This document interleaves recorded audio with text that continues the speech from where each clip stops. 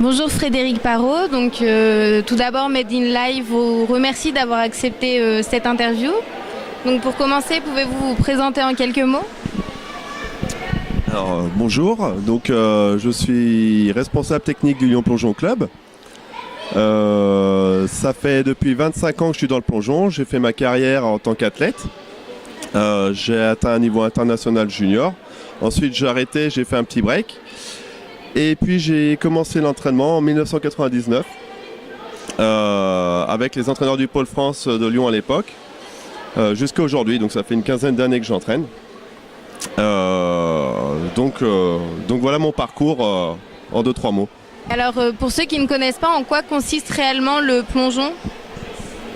Alors, donc le plongeon c'est un sport acrobatique basé sur la gymnastique, le trampoline essentiellement.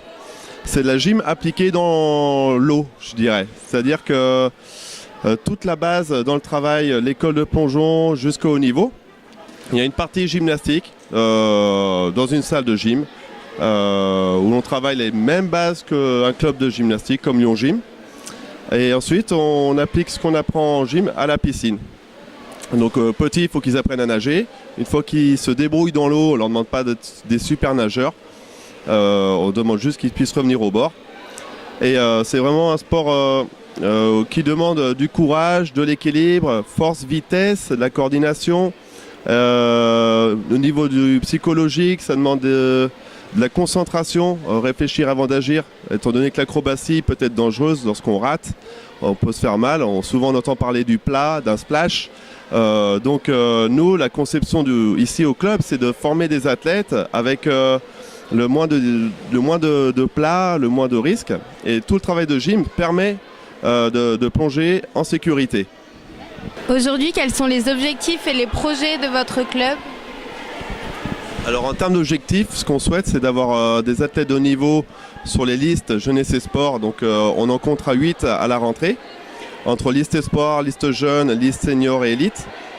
L'objectif pour nous, c'est d'avoir toujours des sélectionnés au JO. Donc on a Laura Marino et Marion Parissier qui s'entraînent au Centre National à Paris, qui devraient se sélectionner pour les Jeux Olympiques. En tout cas, c'est leur objectif.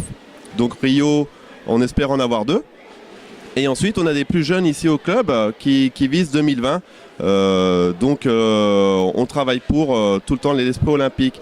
Ça, c'est sur le domaine compétition. Maintenant, sur le domaine du plongeon, du développement, le but, c'est d'augmenter notre nombre de licenciés, de faire découvrir cette discipline qui parle au final, parce que lorsqu'on prend un enfant qui paye son entrée dans une piscine, qu'est-ce qu'il fait? Il ne va pas forcément nager. Il va sauter du bord, plonger, jouer. Donc, le souhait et le projet qu'on a aujourd'hui au niveau du club, c'est de pouvoir recruter plus d'enfants qui aiment sauter, jouer et les accueillir au club.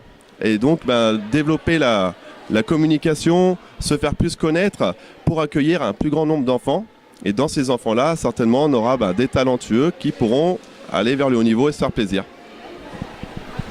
Et avez-vous différents partenaires qui vous aident à réaliser ces projets? Alors au niveau des partenaires, cette année on travaille avec le club de Lyon Gym, qui pour les athlètes de haut niveau, avec un préparateur physique, un préparateur en acrobatie. Donc on a créé un staff technique un petit peu qui permet de faire évoluer nos jeunes compétiteurs nationaux et internationaux. Sinon on travaille avec la ville de Lyon, la fédération, les comités où l'on crée des projets de développement, de découverte de plongeon, de détection. Voilà. Comment jugez-vous les résultats de cette année? Pour le moment, cette saison, c'est une bonne saison. On a organisé les championnats de France à Lyon. On a, je crois, 28 médailles remportées sur l'ensemble des concours, quelque chose comme ça. Des belles performances. Des athlètes qui rentrent sur des listes de haut niveau. Donc c'est des objectifs qui sont atteints alors qu'on n'a pas fini la saison. Donc c'est une belle performance sur ce plan-là. Sur le plan plus individuel, par athlète, dans le haut niveau, on a Caroline Lecoeur qui va faire les Jeux européens de Bakou au mois de juin. Donc c'est là aussi un objectif atteint. Pour les autres, ça a un peu moins bien marché, c'était un peu plus compliqué. La scène internationale est très, très relevée et c'est vrai qu'on doit se remobiliser pour rehausser encore notre niveau à l'entraînement. Sur le plan ensuite du nombre de licenciés, je dirais qu'il faut qu'on arrive à avoir plus d'enfants jeunes et aussi des enfants issus de la gym. Un enfant qui arrête la gym sera bienvenu au plongeon, il aura déjà appris des bases, il pourra facilement apprendre et se régaler dans notre discipline. Donc l'objectif aussi, cette année on en a eu quelques-uns qui sont arrivés, ça marche très bien pour eux. Donc j'espère que ça va continuer avec eux, puis si on peut en avoir d'autres les saisons suivantes, ça sera super. Comment pensez-vous que le plongeon est perçu par le grand public ? Alors, le grand public, la perception du plongeon du grand public, ça va être l'homme qui saute de la falaise, dans les calanques à Cassis, on va dire, ou Splash qu'on a pu voir à la télé, qui pour moi n'a pas donné une belle image du plongeon. Si je peux comparer avec Danse avec les stars, voilà, je trouve que Danse avec les stars, ça montre quand même quelque chose, ça envoie, je dirais. Le Splash plongeon, ça n'a pas été terrible. Il y a eu des super plongeurs, des champions d'Europe qui sont venus faire une démonstration à cette émission-là. On les a à peine perçus. Et c'est vraiment dommage en fait, parce que le plongeon, c'est spectaculaire, c'est joli, c'est artistique. Et donc, ben, voilà, le français a une image du plongeon qui, je pense, est faussée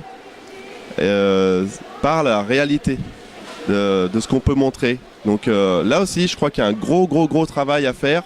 Quand je vois les pays, les autres pays, Angleterre, Allemagne, Italie, qui eux médiatisent beaucoup plus le plongeon, montrent des compétitions nationales.